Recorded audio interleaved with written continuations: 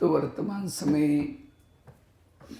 हमें क्या पुरुषार्थ करना है, वर्तमान समय पॉजिटिव रहने का पुरुषार्थ करना है। तो हम सदा पॉजिटिव कैसे रहे, उसके लिए 5 बातें आपको सुनाता हूँ। जीवन की समस्याओं का समाधान करो। तो सबसे पहली बात है, अगर पॉजिटिव बनना है, संकल्पों को बचाना है, कर्म गति को याद रखना। कभी कभी हम कर्म गति को भूल जाते हैं। ये ऐसा क्यों हुआ, मेरे साथ ऐसा क्यों किया इसने, मेरा इसके रास्ते में कभी गई नहीं, मैंने इसके साथ कुछ किया नहीं, ये फिर भी ऐसी क्यों करती है। ऐसी जब कभी बातें आती है तब जाकर के हमारा चिंतन निगेटिव चल। टाली कभी एक हाथ से, टाली के लिए कितना चाहिए। अगर कोई व्यक्ति आपके साथ उल्टा सुल्टा करता है, इसका मतलब आपने भी कभी किया था। भले इस जन्म में नहीं किया, लेकिन कोई ना कोई जन्म में जरूर किए। एक ड्रामा की बहुत बड़ी सीक्रेट बात आपको सुनाता हूं। आपके घर के जितने भी लोग हैं, कोई आपको देने के लिए है, कोई आपसे, और जिन्होंने इस लेने देने के गति को समझा, उनको कभी भी तनाव टेंशन। याद रखना, वर्तमान के प्रॉब्लम आपके ही कोई अतीत किए हुए कोई कर्मों का परिणाम है। और जब तक व्यक्ति कर्मों के हिसाब चुकता नहीं करता, कोई भी परमधाम में वापिस नहीं जा सकता। यह हमें बाबा को याद क्यों करना है, क्योंकि जन्म जन्मांतर हमने मन मत पर चल करके, पर मत प्रमाण चल करके, एक दूसरे को देख करके जो कुछ गलत काम किए हैं, उसको हमें चुक्त करना है। इसीलिए हमें याद करना है। हिसाब चुक्त करने के 3 तरीके, एक योग से चुक्त करो, वो में नहीं तो सहन करके चुक्त करो, या तीसरा धर्मराज की पुरी में डंडे खा के। डंडा मतलब कोई मारेगा नहीं, वो उस समय जो विनाश होगा, उस समय जो दर्द होगा, दुख होगा, यही धर्मराज के डंडे हैं। समुद्र का पानी हिमालय को छूने के लिए जाएगा। हिमालय कहाँ है, इधर, और ऊपर से पानी आएगा इतना समुद्र का जोर से, और जाते समय सबको अंदर लेके जाएगा। उस समय कैसा होगा, कहाँ बच्चे चले गए, कहाँ प्रॉपर्टी चली गई, कहाँ उस पानी के इसके अंदर कितना दुख दर्द होगा। 5 मंजिल का मकान बना हुआ है, भूकंप आया, गिर गया, सारी फैमिली की फैमिली अंदर दबी हुई है, ना खाना मिल रहा है, पूरा कोई तो जिंदा अंदर है, लेकिन ऊपर मलबा पड़ा है, तड़प तड़प करके आत्माएं मरती। ये धर्मराज के डंडे हैं। इसलिए अब हमें हिसाब को चुकता करना है, योग लगा करके। बिना हिसाब करके आत्मा पावन कभी नहीं बनती। कई तो आजकल पावन बनने के लिए कहां जा रहे, गंगा का स्नान कर रहे। गंगा से शरीर पावन बन जाएगा, स्वच्छ बन जाएगा। मन को स्वच्छ करने के लिए परमात्मा की याद, ज्ञान का स्नान करना जरूरी है। योग का स्नान और ज्ञान का स्नान से मन स्वच्छ होता है, संस्कार स्वच्छ होते हैं। एक हमारी भावना है, इसलिए हमें क्या करना है, रोज ज्ञान स्नान करना है, संस्कारों को परिवर्तन करना है। कर्म गति को समझो। आज कई समझो कोई बहू है, सास उसको तंग करे, परेशान करे, बहू को तनाव टेंशन आ रहा है। अगर सास और बहू का पिछला जन्म दिखाया जाए तो आज जो बहू है पिछले जन्म इसकी सास थी, और जो सास है वो कौन थी, बहू। इसीलिए कहते हैं ना, सास भी कभी बहू थी। हाँ? इसीलिए आज कोई पति बन करके तंग कर रहा है, कोई सास बन करके तंग कर रहा है, ये सब आपके कर्मों के परिणाम है। इसलिए इस कर्म गति को समझो, और जो इस कर्म गति को समझता है उसका मन चुप रहेगा, उसको कभी भी तनाव टेंशन नहीं आएगा। इसलिए निगेटिव से बचने के लिए कर्मों को समझना। यह बाबा हमें जो श्रीमत देता है, इस श्रीमत के आधार से जो कर्म करता है उसका कर्म अच्छा होता है। इतना दिन काटे बोया, देखा ना क्या परिणाम हुआ। अभी मुझे काटे नहीं बोना है। कई कहते नहीं भाई जी, इस दुनिया में अन्याय हो रहा है, हमारे घर के पास इतना भ्रष्ट व्यक्ति है, इतना गलत काम कर रहा है, भगवान उसका ही घर भर रहा है, जो घर भर रहा है उसके पीछे अच्छे कर्मों का फल है। अब गलत काम कर रहा है, उसका फल भी उसको मिलेगा। भगवान के घर में देर है लेकिन अंधेर नहीं। इसलिए अगर किसी का मर्डर किया किसी ने, अगले जन्म में वो लूला बन जाता है। मुख से गालियां दी, अगले जन्म में गूंगा बन जाता है। किसी के दिल को तोड़ा है, अगले जन्म में हार्ट में प्रॉब्लम आ जाएगा। किसी को सुंदरता को दिखा करके दूसरे का जीवन बर्बाद किया, अगले जन्म में इसकी सुंदरता नष्ट हो जाती। इसलिए भजन है ना, किसके झोले में कांटे हैं तो किसके झोले में फूल। कोई कारण होगा रे, कोई कारण हो। बाबा कहते हैं दुख देंगे तो दुखी होकर के मरेंगे। अभी 4-5 दिन पहले ये पॉइंट आई थी। इसलिए अब मुझे दुख नहीं देना। आजकल ऐसी ऐसी मशीन्स निकली हैं, गर्भ में बच्चे है, बच्चे अच्छे करते, और बच्चों को कोई पसंद नहीं करता तो क्या करते, डॉक्टर के पास लेके जाते। वैसे तो कानूनी अपराध है, डॉक्टर को पैसा मिल रहा है, वो क्या करता है, वो कानून को भी दबा करके लोभ लालच में आकर के चेक करता है। अच्छा, नर्स भी मिली है, वो भी कहेगी मैं पुलिस वालों को बोलूंगी, बच सकती है, वो उसको भी पैसा मिल रहा है। अच्छा, मम्मी भी मिली है, वो ये नहीं कर सकते मेरा बच्चा वो बच्ची, मैं पुलिस वालों को बोलूंगी, अब उसको भी बच्ची चाहिए नहीं। पापा जी भी मिला है। अच्छा, बच्ची भी अंदर से लात नहीं मारती, तुम लोग मेरे साथ क्या करें, मुझे जन्म लेना है, मैं कितनी भावना से जन्म ले रहे हैं, पढ़ाई करूंगी, ये करूंगी। चारों ने मिलकर के उन सब की उसकी इच्छा पर पानी फेर दिया और निकाल करके कहाँ डालते, कूड़ेदान में। कुत्ते खींच करके उस पिंड को खा रहे। वो आत्मा देख रही मेरे साथ ये लोगों ने ऐसा किया, वही आत्मा अगले जन्म में उसी पापा जी का, मम्मी जी का, डॉक्टर का, नर्स का मर्डर करके कूड़ेदान में फेंकते। हो रहे ना ऐसे, देखते कि मुर्दे को कहाँ डाला है, क्यों डाला है, कारण तो होगा ना। इस दुनिया में जो कुछ हो रहा है बिना कारण कुछ नहीं हो रहा है। इसीलिए लोगों से नहीं डरना, कर्मों से डरना। ये श्रीमत हमें क्यों सुनना है, यहां हमें बताया जाता है कि क्या सुनना है, क्या देखना है, क्या। कई तो लोग बोलते हैं हम कोई पाप नहीं करते, अरे दिन रात विकारों में जा रहे, क्या क्या कर रहे श्रीमत। लोग कहते हैं, हम कई बार हम बाहर जाते ना ट्रेनों में गए, कहते भाई जी हम कोई पाप नहीं करते, हमारा खा लो ना थोड़ा, हा? खा लो। बोले हम थोड़े पापी लोग, हम तो भक्ति करते, ये करते। वो आजकल लोग समझते नहीं कि हम कोई पाप करते हैं, हम बिल्कुल देवी देवता जैसे पुण्य है मन। इसीलिए बाबा कहते हैं जो परमात्मा के श्रीमत के अलावा से जो कर्म है सब पाप कर्म है। इसीलिए अब हमें संकल्पों को बचाने के लिए कर्म गति को समझना है। कर्मों ने ब्रह्मा को नहीं छोड़ा, दादियों को नहीं छोड़ा, आप कौन से पेड़ के पत्ते हैं। ब्रह्मा बाबा को खांसी आती थी तो शिव बाबा को कहते थे बाबा मुझे बहुत खांसी आ रही, तो शिव बाबा थोड़ा खांसी ठीक करो ना। तो शिव बाबा क्या बोलता था, मैं पतितों को पावन बनाने के लिए आया हूं, तुम्हारी खांसी ठीक करने के लिए थोड़ी ही आया हूं।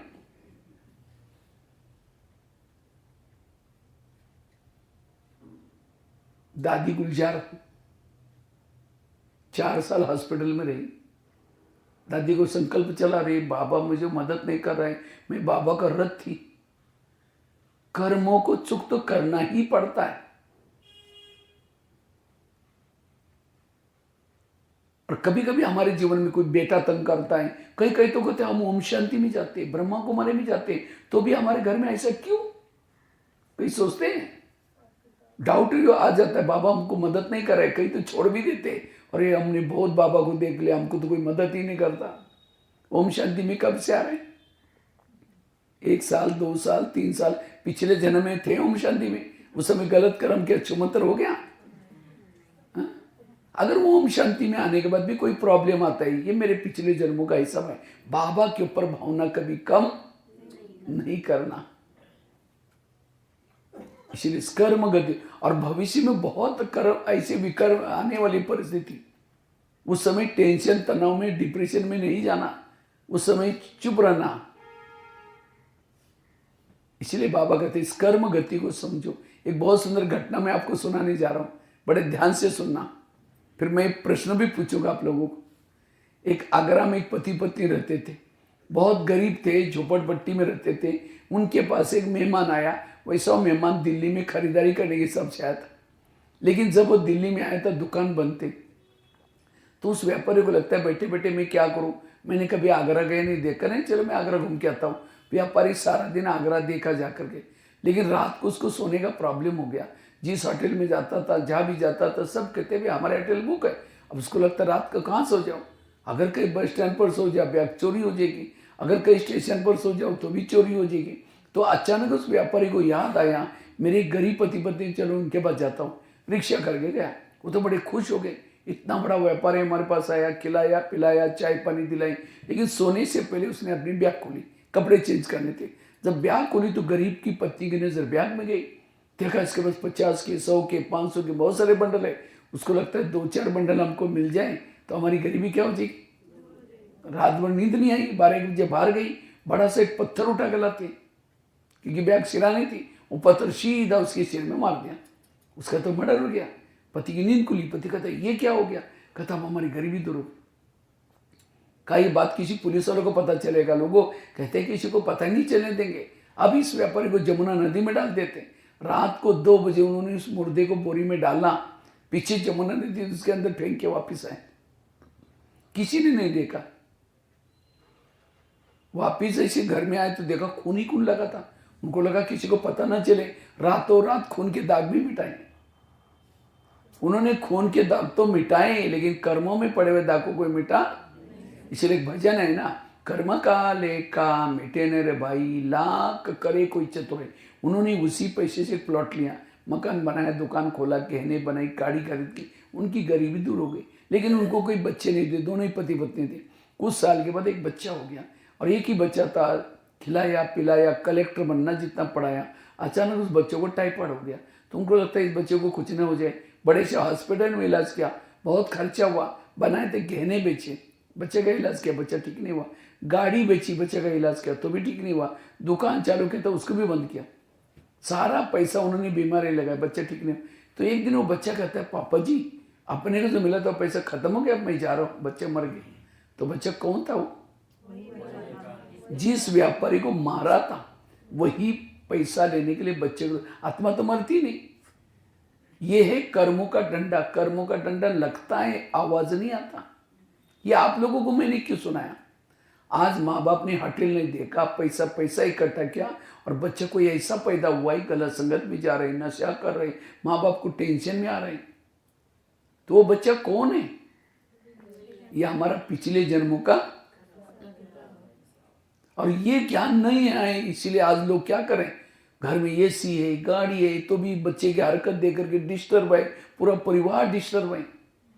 इसीलिए वर्तमान से में अगर सुखी रहना है, स्वस्थ रहना है, तीव्र पुरुषार्थ करना है, पॉजिटिव बनो, कर्म गति को समझो।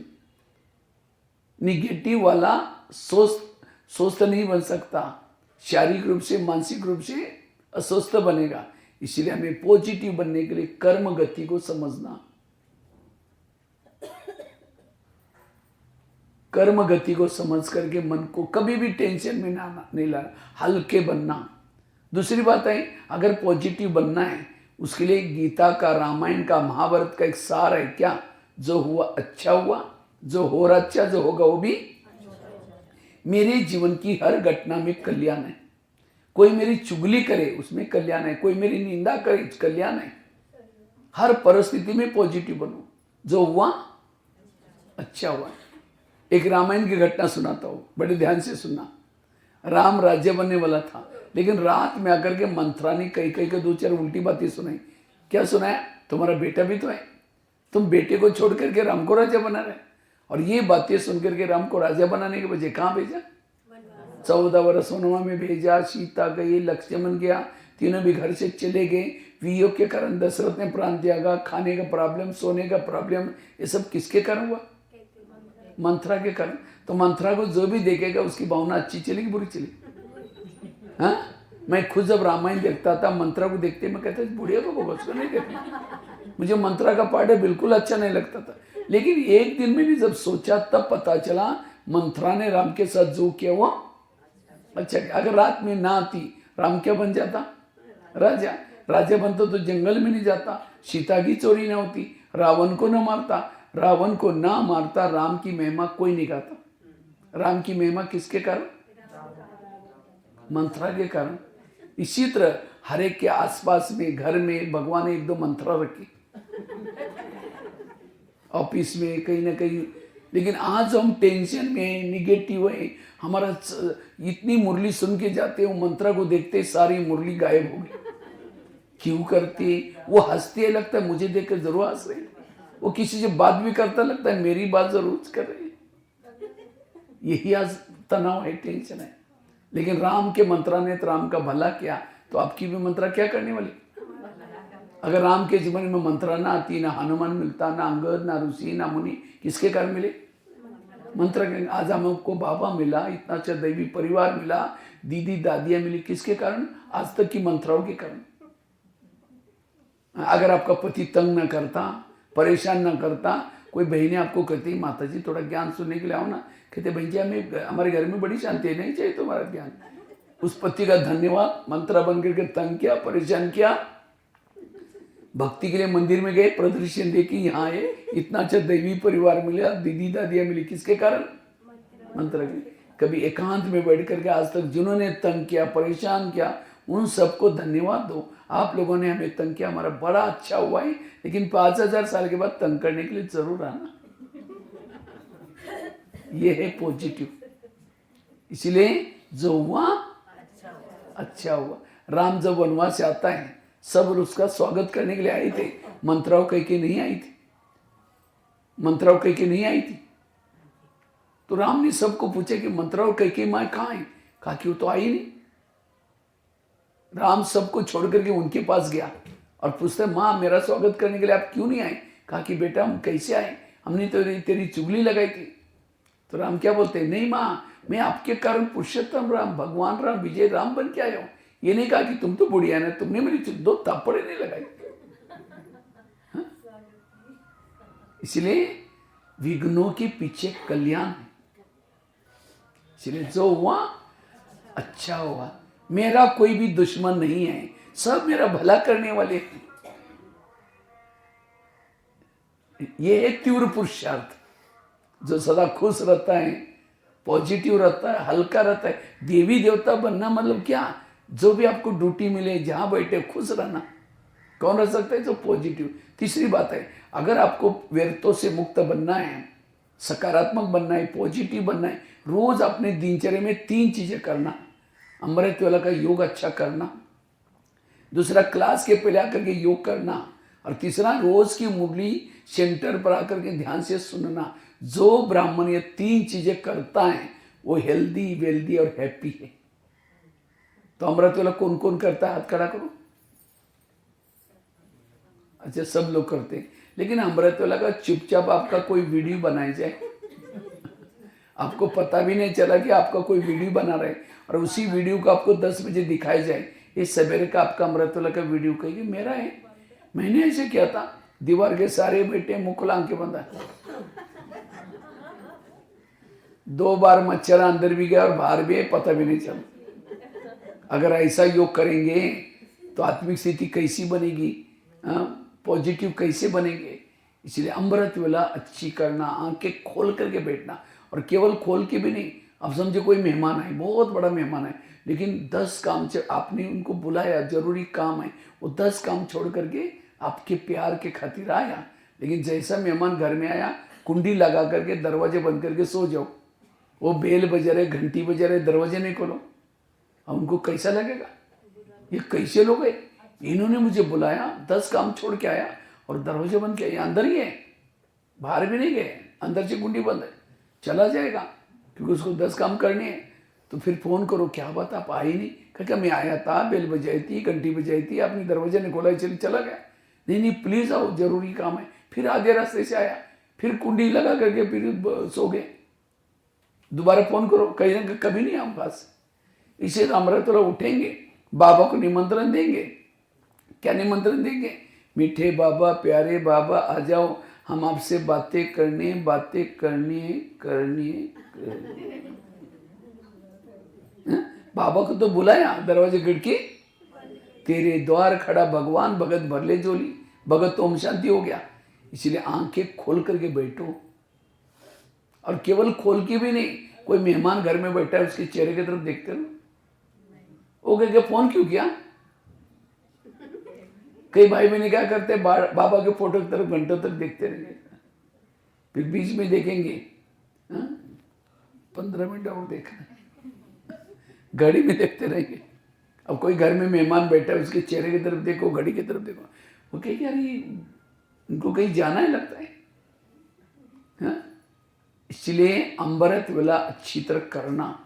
कई तो क्या करते हैं, मैं आत्मा हूँ, शांत स्वरूप हूँ, शक्ति स्वरूप हूँ, जा रहे चांद सूरज तारंगन के पार, तारंगन के पार जाकर के कोई झुटका लगा दे, नीचे हड्डी गुड्डी टूट जाएगी। हाँ, इसलिए अमृत वेला अलर्ट होकर के बैठो। बाबा कहते हैं मैं रोज तुम्हारे घर में आता हूं। बाबा रोज आपके घर में आता है, दिखता है आप लोगों को? बाबा को देखने के लिए होश में बैठने की जरूरत है।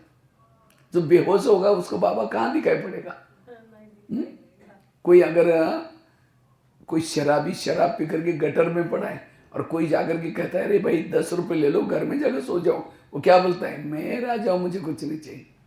इसी तरह बाबा अमृत वेला वरदान को झोला लेके आता है और कहते हैं बच्चे कुछ चाहिए, लेकिन हम ऐसे झूम रहे हैं, कुछ नहीं चाहिए राजा हूं।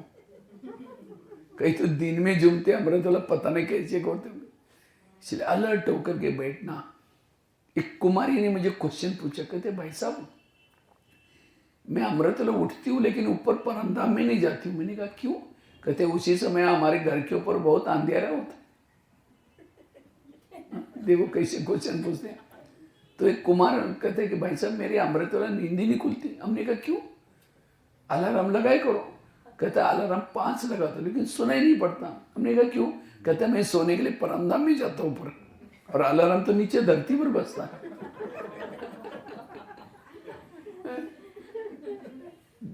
देखो कैसे कैसे ब्राह्मण लोग। हमने कहा परमधाम में धाम तो बहुत है, निद्रा लोग, स्वप्न लोग, कई लोग हैं। अब स्वप्न लोगों को उसको कुछ दिखाई पड़ रहा तो कहाँ घड़ी सुनाई पड़ेगी? परमधाम में जाओ। अमृत वेला अच्छी करना। दूसरा, क्लास के पहले सबको योग करना है। क्लास कितना बजे चलती है यहाँ?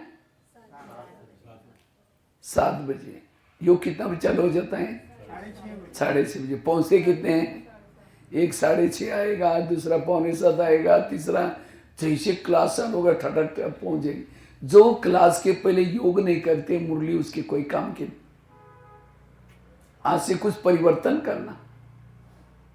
क्या परिवर्तन? कल से सबको आधा घंटा आकर के क्लास के पहले योग करना है। अगर मुझे लगता है मुरली अगर सीधी सीधी पढ़ो 20-25 मिनट में पूरी हो जाती। आवश्यक है योग की। अगर योग में नहीं आएंगे तो मजा थोड़ी आएंगे। इसलिए सबको कल से क्या करना है? 6:30 से पहले आकर के योग कर। उसके लिए कोई बहाना नहीं करना है कि घर दूर रहे, बच्चे स्कूल में जाते हैं, ये सारा बहाना है। इसीलिए सबको आकर के क्लास के पहले, क्योंकि इससे सेंटर का वायुमंडल पावरफुल बन जाएगा। सेंटर का पावरफुल वायुमंडल बनेगा। आप लोगों को संगठन का योग कब मिलता है? कब मिलता है?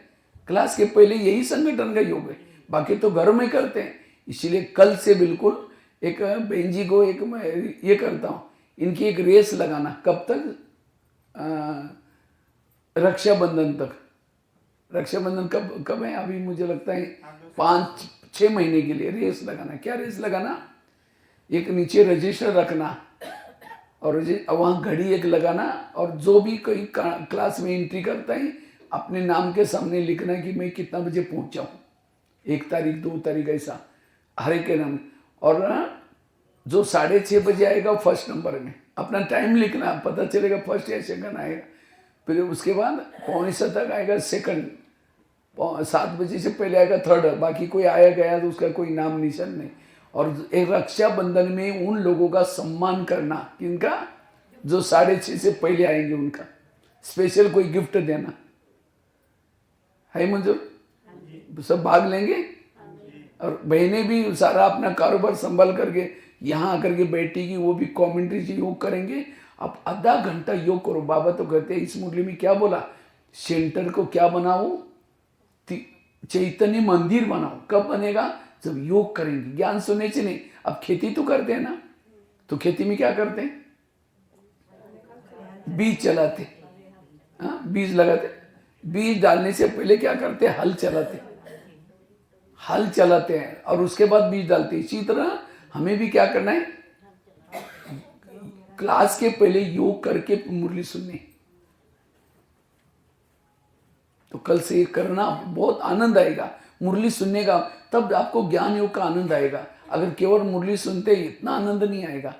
और जो ये क्लास के पहले योग, और तीसरा क्या करना है, रोज की मुरली सुनिए। कहाँ सुनिए, सेंटर पर। आजकल कईयों को ऑनलाइन में सुनने की माया लगी। जो ऑनलाइन में सुनेंगे उनकी पूजा भी ऑनलाइन से हो जाएगी। इसलिए रोज हमें यहां से मुरली 3 चीजें करना है। जो ये 3 चीजें करता है उसको किसी के दोष दिखाई नहीं पड़ेंगे। 1-2 महिलाएं थी, एक महिला रहती थी 2 मंजिल पर, दूसरी रहती थी नीचे की मंजिल पर।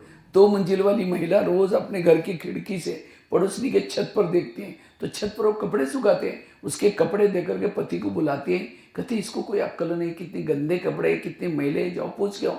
पति कुछ नहीं बोलता, रोज बुला करके कहते जाओ पूछ के आओ। एक दिन जब उसने उसी खिड़की से देखा तो पड़ोसनी के कपड़े अच्छे दिखने लगे। फिर पति को बुलाए, कहते आज इसको कैसे अक्ल आ गई, कितना अच्छा धोला गया, जाओ पूछ के आओ। पति धीरे से मुस्कुराता और कहता है आज सवेरे सवेरे मैंने अपने घर की खिड़की के कांच साफ किए, शीशे साफ किए। समझ में, ताली तो बजी नहीं।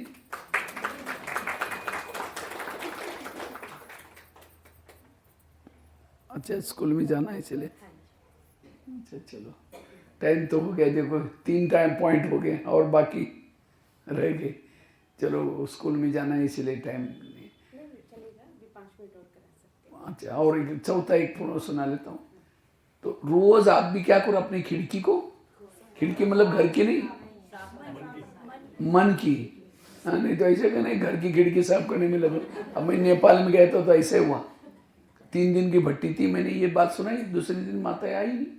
2-4 बहनों ने पूछा अरे कल क्या हुआ, कहा कि परसों बहन है ना खिड़कियाँ साफ करो। हम कल खिड़कियाँ साफ करने में लगे थे इसीलिए नहीं है। एक भाई था 1 साल में 11वीं चलता था, तो एक बार होटल में गया और समोसा मंगाया। समोसा जानते हैं ना, मैदे को बेल करके आलू भरते हैं। तो 1 किलो समोसा मंगाता है, मैदे का छिलका फेंकता है और मसाला खाता है। तो मैनेजर ने बोला तो मैदा पसंद नहीं करते, कहता पसंद तो करता हूँ लेकिन आजकल मैं ब्रह्मा कुमारी आश्रम में जाता हूँ। उन्होंने कहा कि बाहर का नहीं खाना, इसलिए बाहर का निकाल कर मैं तो कभी कभी हम ज्ञान को उल्टा कर लेते हैं, इसलिए खिड़की से अपना। और लास्ट की बात सुना करके पूरा करता हूँ, निगेटिव को क्या बना दो, यह है समस्या का समाधान। किसी ने गाली दी, क्या समझो, गाली नहीं दी, मेरे पर गुलाब का फूल डाल दिया। निगेटिव को किसी ने परचिंतन किया, क्या समझो, परचिंतन नहीं किया, मेरा कीर्तन भजन गाया। निगेटिव को पॉजिटिव समझो। यहाँ आप आए और यहाँ से थोड़ा घर में जाएंगे, जाते लोग बोलेगा ओम शांति में गया तो घंटों तक बैठ जाते हैं, वहीं जाकर वहीं खाओ। अब ये बातें सुनते तुरंत टेंशन आएगा, पहले से पक्के करके जाओ अब मैं घर में जाऊंगी, जाते ही मेरी पूजा हो जाएगी। अगर कोई देवी की पूजा हो तो देवी क्या करते हैं, आपको भी कोई बोलना शुरू करेगा, आप भी क्या दो वरदान वाला, हाथ से नहीं दो और चिढ़ जाएंगे। बड़ी देवी बन के ऐसे कल जाकर के देख ले, मन से कोई कि बाबा, तब उनको लगेगा अरे ये तो पहले मैं क्या बोलता था, एकदम निगेटिव को पॉजिटिव में चेंज करो। एक महाराष्ट्र में एक संत थे जिनका नाम था तुकाराम महाराज। वो बड़े भक्ति करते थे, लोगों ने उसको मना किया भक्ति करने के लिए, तब भी छोड़ा नहीं। तो एक दिन सभी लोगों ने पकड़ करके वो संत के गले में सब्जी की माला पहना दी। बैंगन, टमाटर, आलू, मटर, मिर्ची, मुँह काला किया, बाल उतार करके हल्दी लगाई, गधे पर बिठाया, गली गली में घुमाया। इतना ही नहीं, घर के सामने लाया, पत्नी को बुलाया। तब उसकी पत्नी देखते हैं मेरे पति का साथ ऐसा किया, सबको गाली देते। जब गाली देते तुकाराम महाराज सब्जी की माला दिखा करके कहते हैं इनको गाली क्यों दे रहे हैं? ये लोगों ने अपने लिए 8 दिन के लिए सब्जी ला कर दी, निगेटिव को क्या बनाया। और कहा इनको गाली मत देना। जब हमारी शादी हुई थी सब बारात ही नहीं निकली थी, ये लोगों ने पूरा गांव में हमारी क्या निकली। और कहा इनको गाली मत देना। जब मुझे घुमाने के लिए लेके गए थे, बाहर बहुत तेज धूप थी और तेज धूप में लोगों ने पाँव में कुछ नहीं पहना था, सबके पाँव में छाले पड़े होंगे, मुझे कुछ नहीं हुआ, मैं आराम से बरगदे पर बैठा था। और कहा इनको गाली मत देना, मेरे सिर में फोड़े हो गए थे, मैंने बहुत दवाई की, ठीक नहीं हुआ। आज ये लोगों ने मेरे बाल उतर करके हल्दी लगाया, हल्दी तो एंटीबायोटिक का काम करते हैं, अब ठीक हो जाएगा। ये है समस्याओं का कौन कर सकते हैं? जिसके पास पॉजिटिव स्टॉक है। समस्या का समाधान करने वाला पॉजिटिव वाला रेत में भी पानी निकाल देगा, असंभव को भी संभव कर देगा, कैसे भी व्यक्ति के साथ एडजस्ट करके चलेगा। इसलिए पॉजिटिव बनो, सकारात्मक बनो। और 4 बातें मेरे किसी ने सुनाई। पहली बात बताई कर्म गति को समझना, उसके लिए मैंने एग्जाम्पल दिया, वो डॉक्टर का एग्जाम्पल भी दिया कर्मों का, साथ में वो आगरा की घटना सुनाई। दूसरी कौन सी सुनाई? जो हुआ मंत्रा वाली घटना सुनाई। तीसरी रोज खिड़की को साफ करना, क्लास के पहले योग करना है, अमृतोलाची करना है, रोज की मुरली सुनना है यहाँ करके। और चौथी कौन सी सुनाई? निगेटिव को क्या बना दो।